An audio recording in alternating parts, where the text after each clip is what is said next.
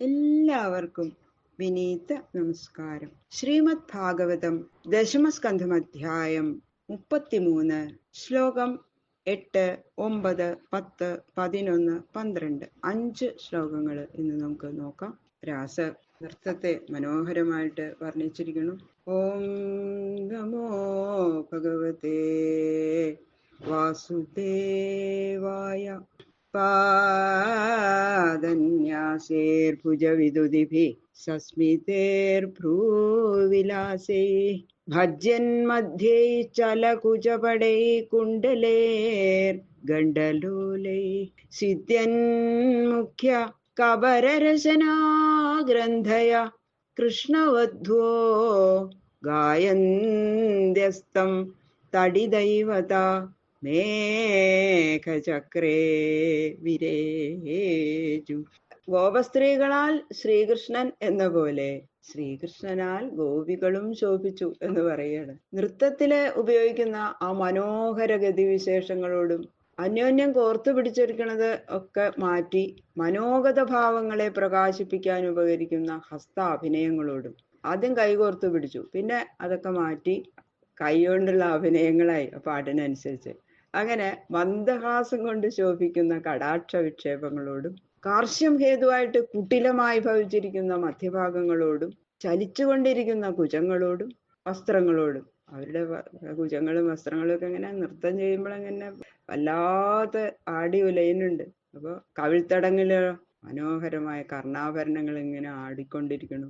അവരുടെ മുഖങ്ങളൊക്കെ ഇങ്ങനെ വേർപ്പുതുള്ളികളെ കൊണ്ട് അലങ്കരിക്കപ്പെട്ടിരിക്കുന്നു. ദൃഢമായി ബന്ധിപ്പിക്കപ്പെട്ട തലമുടികളോടും അരഞ്ഞാണുകളോടും കൂടിയ ആ കൃഷ്ണവധുക്കള് ശ്രീകൃഷ്ണനെ കുറിച്ച് മനോഹരമായി പാടിക്കൊണ്ടിരിക്കുന്നു. എങ്ങനെ മേഘമണ്ഡല മധ്യത്തില് പ്രകാശിക്കുന്ന മിന്നൽ കൊടികൾ എന്ന പോലെ അവര് ശോഭിച്ചു എന്ന് പറയുന്നു. അപ്പൊ രാസക്രീഡ അവസരത്തില് നാനാമൂർത്തികൾ ധരിച്ചിരിക്കുന്ന കാളമേഘ ശ്യാമള കോമളാങ്കനായ ശ്രീകൃഷ്ണൻ മേഘ സദൃശനായിട്ട് വർണ്ണിക്കുന്നു ഭഗവാനെ. മേഘസുന്ദരൻ. സ്വർണാഭരണ ഭൂഷിതകളായ ഗോപികളെ മിന്നൽ കൊടികൾ ആയിട്ട് ഉപമിച്ചിരിക്കുന്നു. അവരുടെ മുഖകമലങ്ങളിൽ പൊടിഞ്ഞിരിക്കുന്ന വേർപ്പുതുള്ളികള് മഴത്തുള്ളികൾക്ക് തുല്യങ്ങളാണെന്ന് പറഞ്ഞിരിക്കുന്നു. അവര് ശ്രീകൃഷ്ണനെ കുറിച്ച് പാടുന്ന പാട്ടുകളോ ഇടിശബ്ദത്തോട് തുല്യങ്ങൾ. ഇങ്ങനെ രാസലീലയെ പുതുമഴയോടാണ് ഉപമിച്ചിരിക്കുന്നത് കവി. അതെന്താ? സൂര്യകിരണ തപ്തമായിരിക്കുന്ന പ്രാണിവർഗത്തെ അങ്ങനെ ചുട്ടു പൊള്ളുന്ന സമയത്ത് പെയ്യണ പുതുമഴ തണുപ്പിക്കണത് എങ്ങനെയാ ജനങ്ങളെ? അതുപോലെ ശ്രീകൃഷ്ണ വിയോദാഗ്നി തപ്തകളായിരിക്കുന്ന ഗോപികളെ ഈ രാസലീല ആശ്വസിപ്പിച്ചു എന്ന് കാണിക്കാനാണ് അതിമനോഹരമായ ഭാവന, അല്ലെ? ഉച്ചേർജഗു നൃത്യമാന രക്തകണ്ഠ്യോരതിപ്രിയ കൃഷ്ണാഭിമർശമുദിത ഗീതേനേതമാവൃതം. അങ്ങനെ അവരുടെ ആ നൃത്തത്തെ വർണ്ണിച്ച ശേഷം പിന്നെ ഗാനത്തെയും പ്രത്യേകം വർണ്ണിക്കുകയാണ്. നടനം ചെയ്തുകൊണ്ടിരിക്കുമ്പോൾ കൂടി പലവിധ രാഗങ്ങൾ പ്രയോഗിക്കുകയാണ് ആ ഗോപസ്ത്രീകൾ. അതിമധുര സ്വരങ്ങൾ പ്രകടിപ്പിക്കുന്നവര്, ശ്രീകൃഷ്ണന്റെ മനസ്സിൽ തങ്ങളെ കുറിച്ച് രതി ഉൽപ്പാദിപ്പിക്കുന്ന ആ വിഷയത്തിലെ താല്പര്യത്തോടു കൂടിയവരുമായിരിക്കുന്ന ഗോപസ്ത്രീകള് ശ്രീകൃഷ്ണ സംഗമ നിമിത്തം സർവ സന്താപവും നശിച്ച് പരമസന്തോഷത്തോടു കൂടിയവരായിട്ട് അത്യുച്ചത്തിൽ ഗാനം ചെയ്തു. അവരുടെ ഈ ഗാനം ഈ ലോകം മുഴുവനും വ്യാപിച്ചിരുന്നു എന്നാ പറയണത്. അല്ലെങ്കിൽ അന്ന് ഉപയോഗിച്ച ആ രാഗങ്ങളൊക്കെ ഉണ്ടല്ലോ, ലോകത്തില് ഇന്നും നിലനിന്ന് വരുന്നുണ്ടെന്ന്. ഭക്തന്മാര് ഗോപികൾ അന്ന് പാടിയ ശ്രീകൃഷ്ണ കീർത്തനങ്ങൾ ഇന്നും പാടി ആനന്ദിക്കുകയും ചെയ്യുകയാണ്. ഗോപസ്ത്രീകളെ അപ്പൊ തന്നെ ഉണ്ടാക്കിയതാണ്, തൽക്കാലം ഉണ്ടാക്കിയ ശ്രീകൃഷ്ണ കീർത്തനം ചെയ്യാൻ അവര് 16,000 രാഗങ്ങൾ അവര് തന്നെ ഉണ്ടാക്കി. ആ രാഗങ്ങൾ തന്നെ പശു പക്ഷി സർപ്പാദികളെ കൂടി ആനന്ദിപ്പിക്കുന്നതായിട്ട് ലോകത്തില് ഇന്നും ഗാനം ചെയ്യപ്പെടുന്നു. വിശ്വരൂപനായ ഭഗവാനെ ആനന്ദിപ്പിക്കാൻ ായിട്ടുന്ന ആ ഗാനങ്ങള് അപ്പൊ ഈ ലോകത്തിലുള്ള സകല ജീവകോടികളെ ആനന്ദിപ്പിക്കുന്നതില് ആശ്ചര്യമുണ്ടോ? 16,000 രാഗങ്ങള് ഗോപസ്ത്രീകള് രചിച്ചു. പിന്നെ പറയണത് ആ രാഗങ്ങളിലും മാത്രല്ല, അവര് സപ്തസ്വരങ്ങളും രാഗതാള ശ്രുതി ലയത്തോടു കൂടിയിട്ടാണെന്ന് പ്രത്യേകം പറയുന്നു.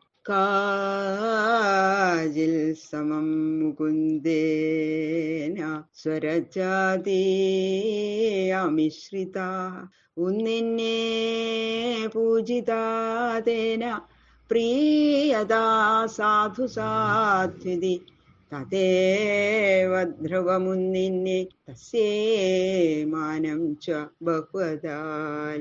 മുമ്പ് ആ നർത്തനം ചെയ്യുമ്പോൾ കാട്ടിയതുപോലെ ഗാനത്തിലും ഗോപികൾ കാട്ടുന്ന പ്രേമ ചേഷ്ടിതങ്ങള് 5 ശ്ലോകങ്ങളെ കൊണ്ടാണ് പറയുന്നത്.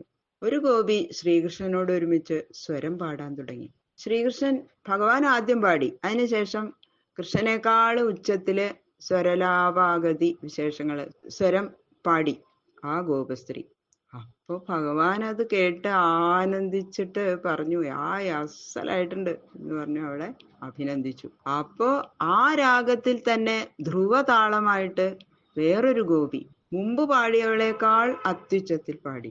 അപ്പൊ ഭഗവാൻ നീ തന്നെ ഗാനം മർമ്മം അറിഞ്ഞവളെന്ന് പറഞ്ഞ് മുമ്പ് പാടിയവളെക്കാൾ നന്നായി എന്ന് പറഞ്ഞിട്ട് അധികം ഗംഭീരായിട്ട് അവളെ അഭിനന്ദിച്ചു എന്ന് പറയുന്നത് ആ ഗോപസ്ത്രീ. ഷഡ്ജം, ഋഷഭം, ഗാന്ധാരം, മധ്യമം, പഞ്ചമം, ധൈവതം, നിഷാദം എന്നു പേരുള്ള സരി ഗ മ പ ധ നി എന്ന സപ്തസ്വരങ്ങളുടെ വിന്യാസ വിശേഷങ്ങൾ കൊണ്ട് 16,000 രാഗം ഗോപികൾ ഉണ്ടാക്കി. ഇന്നിന്ന രാഗങ്ങൾക്ക് ഇന്നിന്ന സ്വരങ്ങളെന്നും ഇന്നിന്ന മാതിരി സ്ഥാനങ്ങളിൽ കൂടി പ്രസരിപ്പിക്കണം എന്നുള്ള നിയമങ്ങള് ആ ശ്രുതി ദേവതകളുടെ അവതാരമൂർത്തികളായ ഗോപികളെക്കാൾ നന്നായി അറിഞ്ഞിരിക്കുന്നവര് ഈ ലോകത്തിൽ ഉണ്ടാവില്ല എന്ന് ഇവരുടെ ഗാനം ഏതു വിധമായിരുന്നു എന്ന് ഊഹിക്കാൻ പോലും നമ്മൾക്ക് സാധിക്കില്ല. അത്ര ഗംഭീരായിട്ടാണ് അവരെ പോലെ ഇതിനെപ്പറ്റി അറിവുള്ളവര് വേറെ ഇല്ലാന്ന്. അപ്പൊ പിന്നെ അതിനെപ്പറ്റി എങ്ങനെ വർണ്ണിക്കുക? ഊഹിക്കാൻ പോലും പറ്റില്ല അവരുടെ ആ ഗാനം എന്നാണ്. അത്ര മനോഹരമായിരുന്നു. എല്ലാം മറന്നവര് പാടുകയാണ്. കാജിൽ രാസപരിശ്രാന്ത പാർശ്വസ്ഥസ്യ ഗദാഭൃത ജഗ്രാഹ ബാഹുനാ സ്കന്ധം ശ്ലഥത് വലയമല്ലിക. ഇങ്ങനെ ഗാനപ്രധാനമായിരിക്കുന്ന പ്രേമവിശേഷത്തെ വിവരിച്ച ശേഷം ചിലര് സംഭോഗപ്രധാനമായിട്ട് കാട്ടുന്ന വിലാസകൃത്യങ്ങള് പറയണു. നാട്യം കൊണ്ട് നന്ന ക്ഷീണിച്ചിരിക്കണു എന്ന് പറയാതെ തന്നെ അറിയിക്കുന്ന വിധത്തില് ഒരു ഗോപസ്ത്രീയുടെ കൈവളകള് ഊരി വീഴാൻ ഭാവിക്കുന്നു. ക്ഷീണിക്കുമ്പോഴാണല്ലോ കൈവളകള് അഴിഞ്ഞു വീഴുന്നു പറഞ്ഞാൽ. ഉറക്കെ പാടുക, അതിമനോഹരായിട്ട് നൃത്തം ചെയ്യുക, അങ്ങനെ കുറേ നേരം ആവുമ്പോ ക്ഷീണിച്ച ആ ഗോപസ്ത്രീയുടെ കൈകളിൽ നിന്ന് വള ഊരി പോവാൻ ഭാവിക്കുന്നു. തലമുടിക്കെട്ടൊക്കെ അഴിഞ്ഞു. അപ്പൊ അതിൽ ചൂടിയിരുന്ന മല്ലിക പൂക്കള്, ആ സൗരഭ്യമുള്ള പൂക്കൾ ഇങ്ങനെ ഉതിർന്നു വീണു. ഈ അവസ്ഥയിൽ നിൽക്കുന്ന ഒരു ഗോപി തന്റെ സമീപത്തില് ഓടക്കുഴലും പിടിച്ചു നിൽക്കുന്ന ശ്രീകൃഷ്ണന്റെ തോളില് ഒരു കൈ കൊണ്ട് പിടിച്ച് മുഖം ചരിച്ചു വെച്ച് വിശ്രമിച്ചു. ആരാണ് ആ ഗോപി? രാധ തന്നെ, ഭഗവാന്റെ പ്രിയപ്പെട്ട രാധ. തത്രൈകാം സഗതം ബാഹും കൃഷ്ണസ്യോൽപല സൗരഭം ചന്ദനാലിപ്തമാഘ്രായ ഹൃഷ്ടരോമാ ചുചുംബഃ. ആ ഗോപസ്ത്രീകളുടെ കൂട്ടത്തിലെ ശ്യാമ എന്നുപേരായ ഒരു ഗോപി അവരുടെ സ്കന്ധത്തിൽ വെച്ചിരുന്ന ശ്രീകൃഷ്ണന്റെ കയ്യെ ചുംബനം ചെയ്തു. തുളത്തിങ്ങനെ വെച്ചിരിക്കുകയായിരുന്നു ഭഗവാന്റെ കയ്യെ. ഇങ്ങോട്ട് ചുംബിച്ചു. ഇങ്ങനെ എല്ലാവരുടെ മുമ്പിൽ വെച്ച് ചുംബിക്കണത് ശരിയാണോ എന്ന് ശങ്കിക്കണ്ട. അവൾക്ക് അങ്ങനെ ഒരു വിചാരം തന്നെ അവളുടെ മനസ്സിൽ വന്നില്ല. എന്താ കാരണം? പ്രേമ പാരവശ്യം. എന്താ അതിന്റെ കാരണം എന്ന് വെച്ചാൽ, ആ ഭഗവാന്റെ കയ്യിന് സ്വതേ തന്നെ താമരപ്പൂവിൽ നിന്ന് പുറപ്പെടുന്നതിനേക്കാൾ മനോഹര സൗരഭ്യമുണ്ട്. അങ്ങനെ സുന്ദരമായിട്ടുള്ള ഒരു സൗരഭ്യമാണ് ഭഗവാൻ അടുത്ത് വരുമ്പോ തന്നെ കയ്യിനും ഒക്കെ. പിന്നെയോ അതിനും പോരാതെ ചന്ദനം, ദേഹം മുഴുവൻ ചന്ദനം ലേപനം ചെയ്തിട്ടുണ്ട്. ഇങ്ങനെ ആ കൈ ആക്രാണിച്ചപ്പോ സാത്വിക ഭാവത്തിന്റെ ബാഹ്യലക്ഷണമായ രോമാഞ്ചം അവളുടെ ശരീരത്തിലാണ് രോമാഞ്ചം വന്നു. പിന്നെ എന്തൊക്കെയാ ചെയ്യണേന്ന് അവൾക്ക് തന്നെ ഓർമ്മയുണ്ടായില്ല. അപ്പൊ പിന്നെ അത്രയധികം പ്രേമ പരവശയായതുകൊണ്ട് ഭഗവാന്റെ ആ കരം അപ്പോൾ തന്നെ അവള് ചുംബനം ചെയ്തു. ബാക്കിയുള്ള ശ്ലോകങ്ങൾ നാളെ നോക്കാം. സർവത്ര ഗോവിന്ദനാമ സങ്കീർത്തനം. ഗോവിന്ദ ഗോവിന്ദ ഗോവിന്ദ.